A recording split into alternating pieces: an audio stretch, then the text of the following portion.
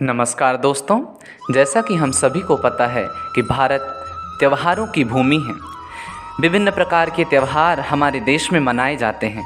उन्हीं त्योहारों में से एक त्यौहार होता है नागपंचमी का, जो कि सावन मास के शुक्ल पक्ष की पंचमी तिथि को मनाई जाती है। अब बात सावन की हो तो झूलों का, दंगल का, कुश्ती का मज़ा ही कुछ और होता है। तो दोस्तों, आज हम बात करते हैं सावन मास में मनाए जाने वाले विभिन्न त्योहारों की, जिसमें से नागपंचमी प्रमुख त्यौहार होता है। नागपंचमी से भी पहले हम हरियाली तीज मनाते हैं, नागपंचमी मनाते हैं। और नागपंचमी देश के कोने कोने में अलग अलग तरीके से मनाई जाती है। कहीं पर सर्पों का, नागों का मेला लगता है, कहीं पर कुश्ती, दंगल, ऊंची कूद, लंबी कूद का आयोजन किया जाता है।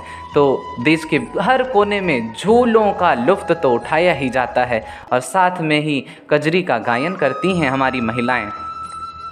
तो दोस्तों, आज नागपंचमी के दिन उत्तर प्रदेश में, हमारे भारत देश के उत्तर प्रदेश राज्य में नागपंचमी के दिन एक विशेष प्रकार का कार्यक्रम किया जाता है, जिसमें कुश्ती, दंगल ये सब तो शामिल ही है। और साथ ही साथ हमारे प्रदेश की घर की जो महिलाएं हैं, बेटियां हैं, उनका एक अलग ही मिजाज होता है। नागपंचमी त्यौहार के एक दिन पहले ही रात में गुड़िया बनाती हैं और गुड़िया को बना करके अपने घर के बाहर उसे रख दिया जाता है रात्रि में ही। और सुबह होते ही उस गुड़िया को ले जा करके नदी के किनारे या किसी सड़क के चौराहे पर रख दिया जाता है और घर के जो भाई लोग होते हैं, बहनों के, उस गुड़िया को पीटते हैं। तो दोस्तों, ये गुड़िया पीटने का चलन, ये रिवाज क्यों है, इसके पीछे की कहानी क्या है, चलिए आज हम आपको उस कहानी को सुनाते हैं। तो एक राजा थे। राजा की एक बेटी थी जिसका नाम था गुड़िया। गुड़िया के थे 7 भाई।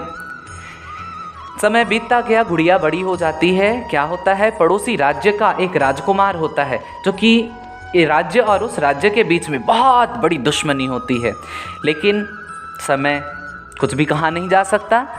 गुड़िया को पड़ोसी राज्य के राजकुमार से प्रेम हो जाता है। प्रेम प्रसंग बढ़ता जाता है। एक समय ऐसा आता है, दोनों एक दूसरे से विवाह करना चाहते हैं, लेकिन ये बात राजकुमारों को और राजा को पसंद ना थी। राजकुमार और गुड़िया ने सोचा कि ऐसे तो विवाह नहीं हो पाएगा, हम दोनों घर से निकल जाते हैं और कहीं बाहर प्रेम विवाह कर लेंगे। दोनों ने सोचा और घर छोड़ करके दोनों निकल जाते हैं। बात जब राजकुमारों को पता चलती है तो राजकुमार गुड़िया को ढूंढने के लिए निकल पड़ते हैं।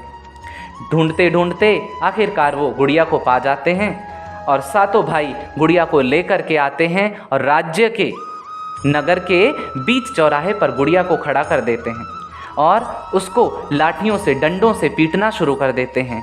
इतना पीटते हैं कि बेचारी गुड़िया की मृत्यु हो जाती है।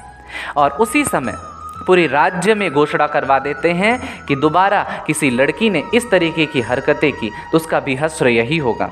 दोस्तों, वो दिन भी नागपंचमी का ही दिन था। तो हमारे प्रदेश में उसी दिन से नागपंचमी के दिन गुड़िया पीटने का चलन हो गया, कि जिससे हमारी बहनों को कभी भी इस प्रकार के ख्याल आएँ तो ऐसे ख्याल वो अपने मन से निकाल दें। इसके लिए एक प्रथा और भी है। क्या होता है, जब सुबह बहनें गुड़िया लेकर के निकलती हैं तो जितने भाई होते हैं उस घर में, उस बहन के जितने भाई होते हैं, उतने भाई के नाम का एक मटर का दाना, एक चने का दाना उन्हें खड़ा ही निगलना पड़ता है गले से।